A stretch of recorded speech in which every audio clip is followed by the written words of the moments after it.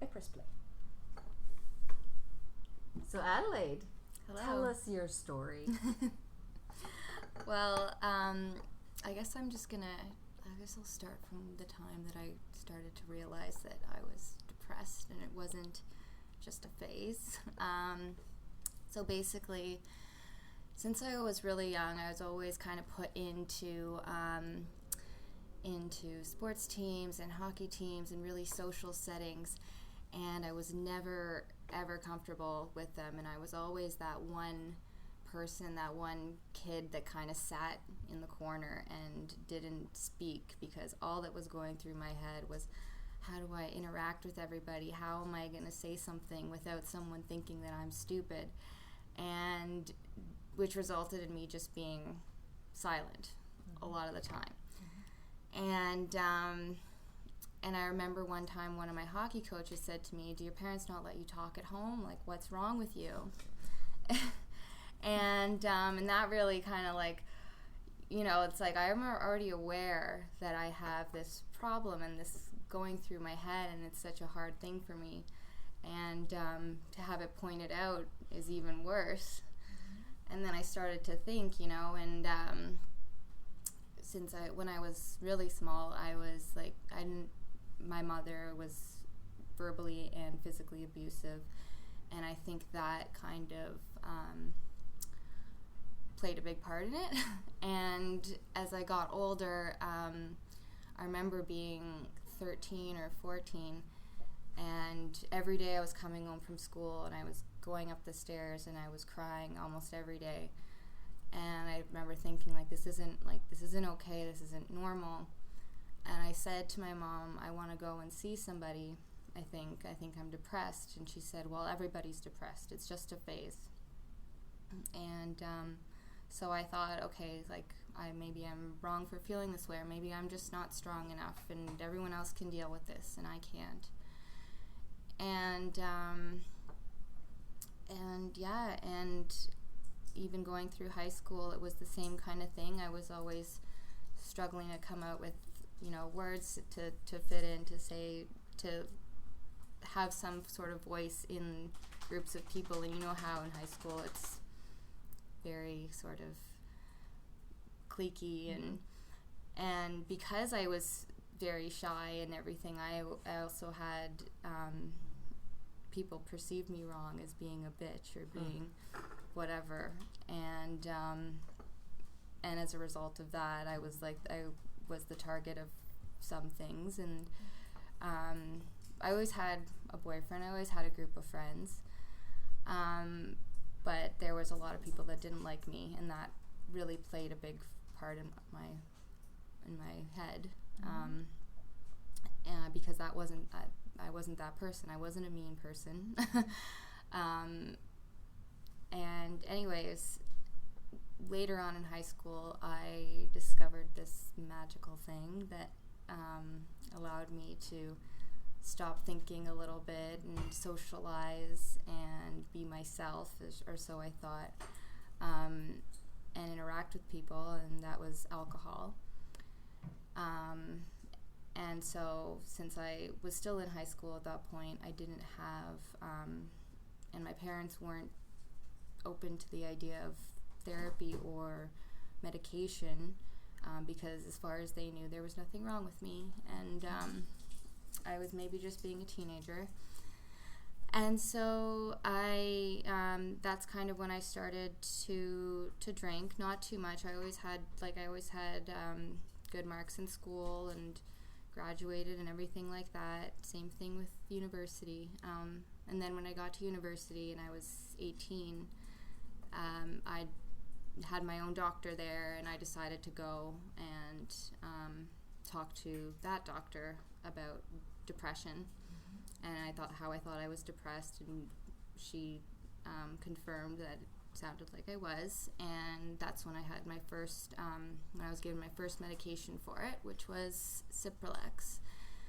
So I was on Cipralex for a few years, and I remember by the time I was about 21, I was still on it, and then when I was about 24, I had realized that there were certain things that were happening in my life, and I had no feelings towards anything. I was completely numb to everything. I didn't remember the last time I cried. I didn't remember getting excited over anything, and I decided to stop taking it, which for medication, you can't just stop taking it.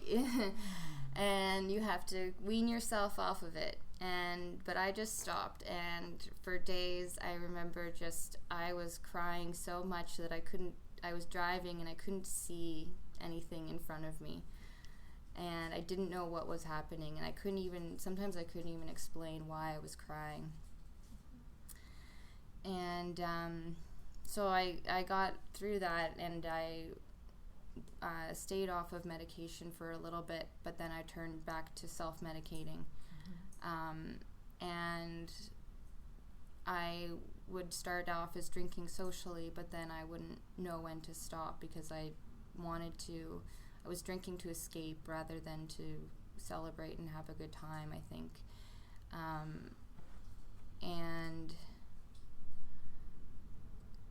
And then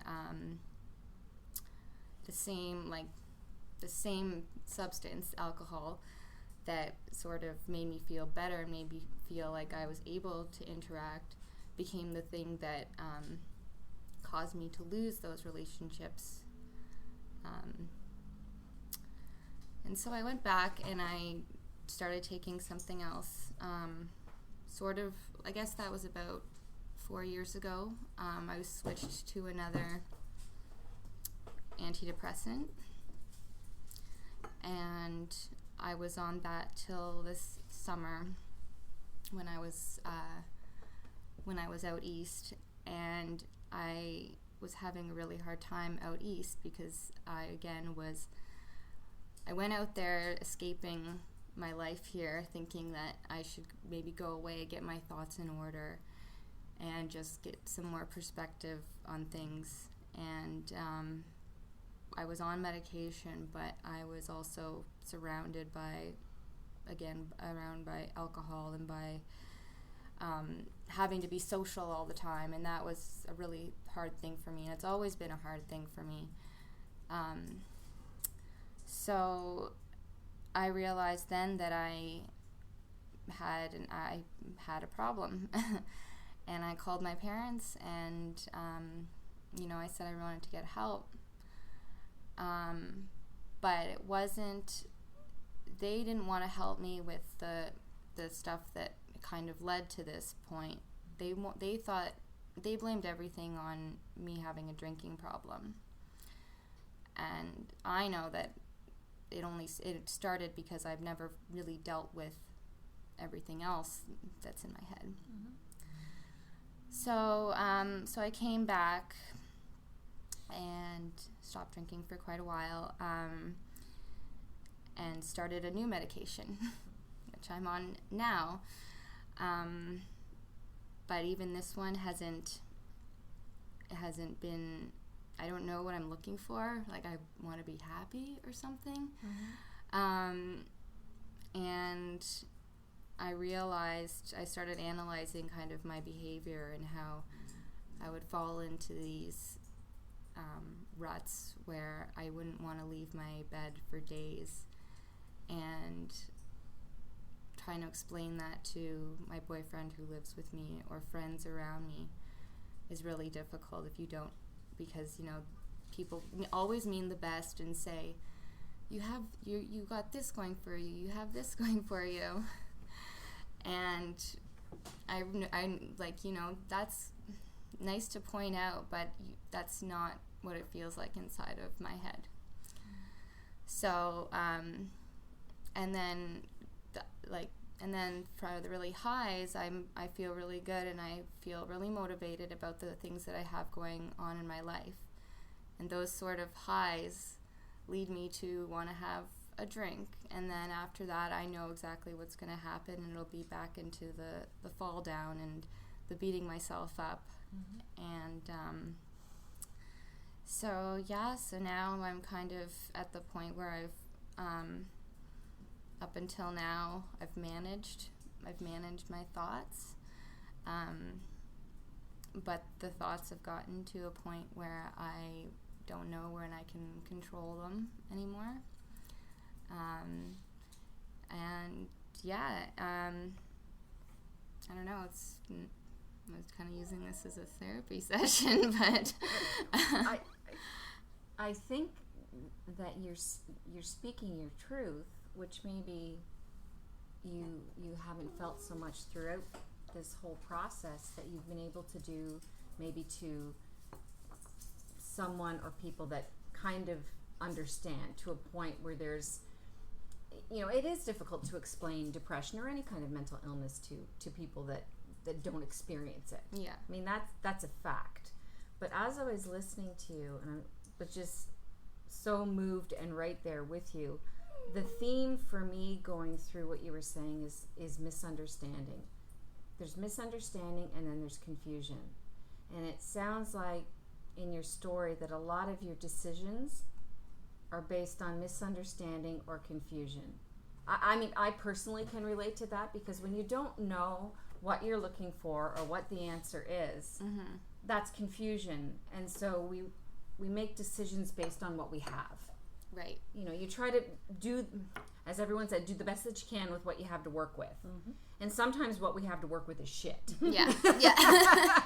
So we need to knit something together. Yeah. With the shit. So I feel really honored that you wanted to share the story here, because you could tell just watching you. I don't know, Adria, if you saw it. It wasn't easy. I went to go get the Kleenex box. Yes, exactly. And, I mean, when Adria and I talk, I mean, oh yeah, that thing about being bipolar, or that thing about anxiety, and we blah blah blah blah blah. Yeah. But when someone comes and says, "This is something that was right in here, right inside you," and I hope that it helped you a little bit to kind of hear the words, without, the beating yourself up. We've all done that. I mean, my goodness. But yeah, I just keep coming back to, and maybe it's because I can personally relate to your story so much, and you and I have had offline conversations about that. So I almost reached for the Kleenex too. So I understand the motivation, but a lot of it is rooted in, not only do I feel that nobody understands me, I don't understand myself. Yeah. And it was pretty powerful what you said about this new medication, wasn't it, Adria, when she goes, I don't know what I was looking for. And that's such an interesting thing to say, because not many people do. Yeah. Not many people can articulate the fact that even like the medication, so many times the way that media portrays it, I guess, and the way that we are all led to believe that it's a cure-all, or it's like a button. Yeah, exactly. And it's not. Yeah. It is not a cure-all, fix-all, check-all boxes. And then even so, it's like, what am I getting into? Exactly. And What when is is this happening? going to start working? Or is this it working? Is this it working? Yeah. Oh my God. Happy Yeah. small H. And what? then you stop taking it, and you're just a breakdown, and Yeah. I guess. Well, right, and then that speaks to the whole, the terror of, now I'm taking something, and sure, I'm not in the, the depths of doom, but is this as good as it gets? And that's a terrifying thought for a lot of people, right? And that's why, I mean, there's always new drugs coming out, and always new drugs, and with that comes side effects, and with that comes all kinds of different, benefits and ramifications. Right. I think we will never know what it's supposed to feel like. Yeah. It's about figuring out what you can manage. And sometimes those days are, I can do this and it's good enough. But if it's always numb, you make a change. If you're always high, you have to make a change. If you're always low.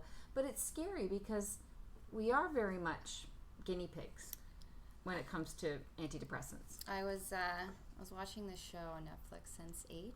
I love watched Sense8. it? Yeah. But one of the guys used this quote, and I'm not sure if this is exactly right, but it was, drugs are like shoes. Everyone could use them, but they don't always fit. That's And really good. it was just like, oh my gosh, that's so. But it's true. So true, yeah. That's true.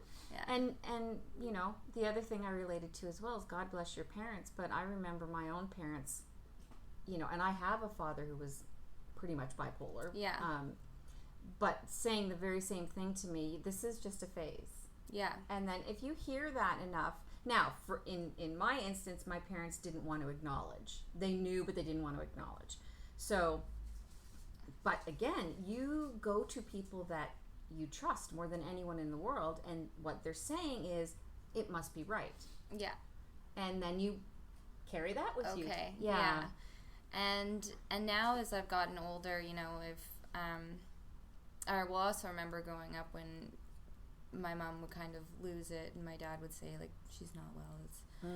And then, but now looking back and understanding it more from a mental health standpoint, it's more like I'm understanding what she kind of was going through and was going through. So I don't want to. I don't want to blame her. But and especially because even when she was growing up in Eastern Europe, wasn't. You don't say that you're mentally ill, or that wasn't a thing. No, yeah. Because it's That's a real something character that you flaw. have to deal with, and You are the relative There's- that's in the attic, yeah, chained, right? Exactly. And it's almost a joke, like it's almost, you know, crazy aunt so and so, Yeah. right? Yeah. But it's, I don't know, like your story went from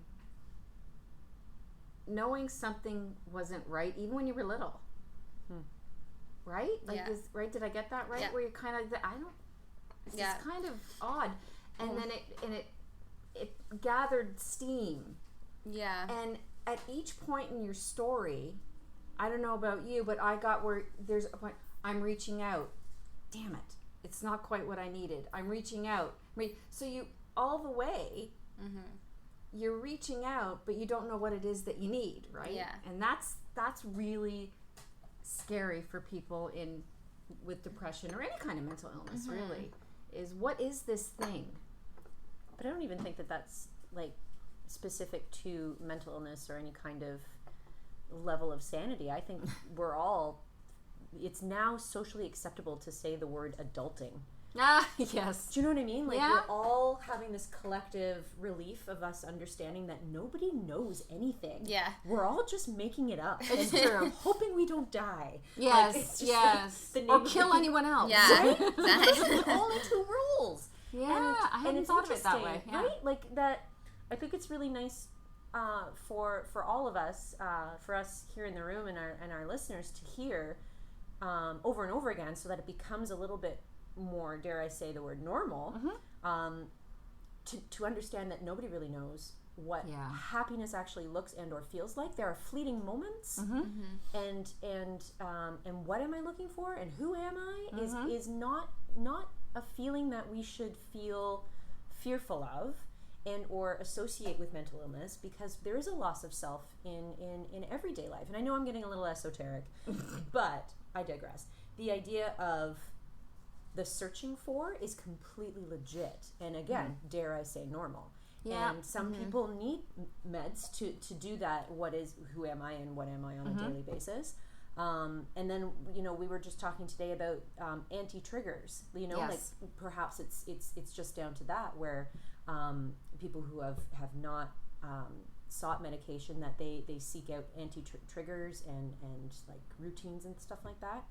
So I think it's really great that we keep hearing, you know, that we're in the confusion together. Yeah. Yes, and we still don't get a lot. Yeah. Like, I don't get that, what that person is just saying. Yeah. But I think there will always be the fundamental search of, can I just be the best me? Yeah. Yeah. Because we've spent a lot of time in our society comparing, right? Oh yeah. Right? I'm not tall So enough, much I'm not thin comparison. enough, I'm not all of this enough. I don't have my shit together. I don't enough. have my shit together enough, right? Yeah. How come other people, you know, all blah, blah, blah, blah, blah. So it's about kind of shifting, I guess, and maybe this is just because I have a decade and a half or more on you guys, is that you finally get to the point where you say, all right, it's about taking what I have and building me, and you know, and sometimes I wear a mask, and that's okay, because I think that you're like a superhero, right? Sometimes I got to put the mask on to do a certain job, and I take it off, and I go home and I suck my thumb, you know. And those are okay things, and I think when you get to a point where you can,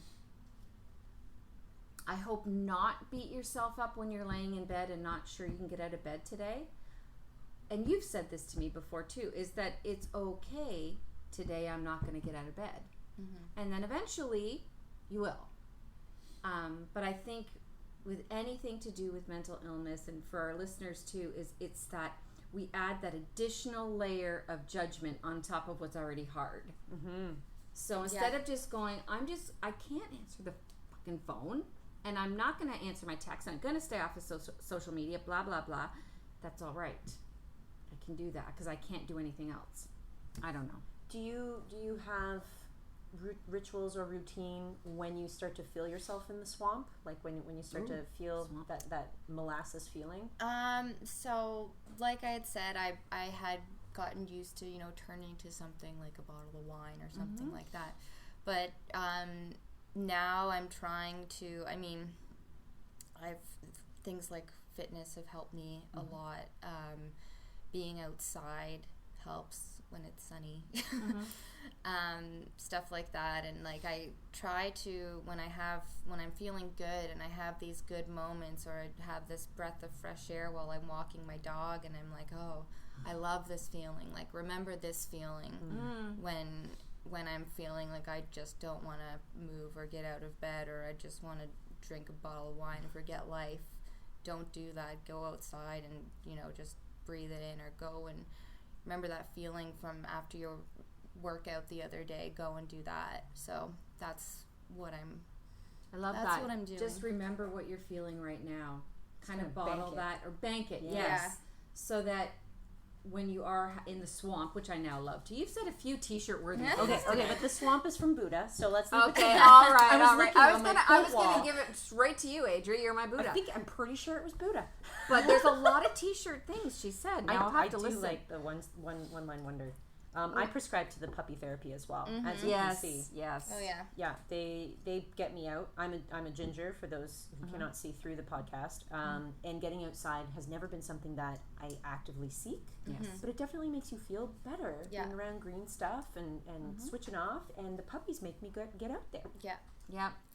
I think for me it's having I go through phases with my son depending on what age he had. Now he's 15 and he's finishing grade 9, and he's hilarious. And he's so pure right now, and so sweet, and so there are just so many important lessons yet for him to learn. So when he asks me about my illness, he asks really good questions, and then he makes fun of me, and it's and it's awesome because these really great questions, and then he's like, "Are you gonna come to my school swinging a dead cat?" It's like, I will now. Humor, right? For me, it's humor. Yeah. Absolutely. Yeah, 100%. Wow. Yeah. I'm really thrilled that you felt that you could thank trust you. coming to us, and I know our listeners can relate, absolutely. And before we sign off, I cannot leave this podcast without saying that Adelaide has the most beautiful eyebrows ever. It's true. She does. They're like China doll face, but these eyebrows. Amazing. So, I don't know, we need you to send us a picture now. To stalk Adelaide, you can find her on Twitter at Adelade19. Eyebrows. Thanks very much. Thank Hashtag you. eyebrows.